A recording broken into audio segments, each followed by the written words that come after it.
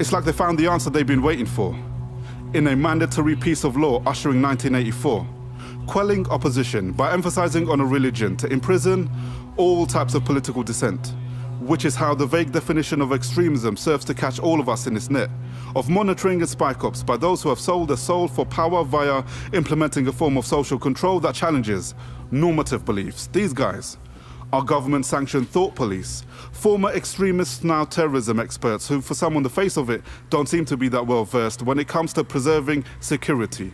Call that an educated guess, since their advice is given behind closed doors. But what we do know, thanks to Spinwatch, is that PREVENT evolved from the Cold War, with updated methods that should be forgotten, like rebranding Muslims as the new fifth column, to be watched under a microscope, forcing us to self-censor in our own private space now that surveillance technology oversaturates the marketplace, fostering an atmosphere where even our kids are seen as enemies of the state. While trying not to compound this feeling of being disempowered and dispossessed, PREVENT interventions may be quick to stress that safeguarding is what this is all about. But forgive me if that doesn't shred my ray of doubt. Judging this by all the ideologies as leaving out has given me a different perspective. Shining a light on this objective will make it plain to see that there are certain extremes PREVENT will never deal with or give the third degree intentionally. Even if their officers agree with us, it'll never be anything more than just verbal. A hardcore Zionist being a channel referral for his Zionism isn't gonna happen, since British citizens can go join the IDF without being challenged when it comes to violating international human rights.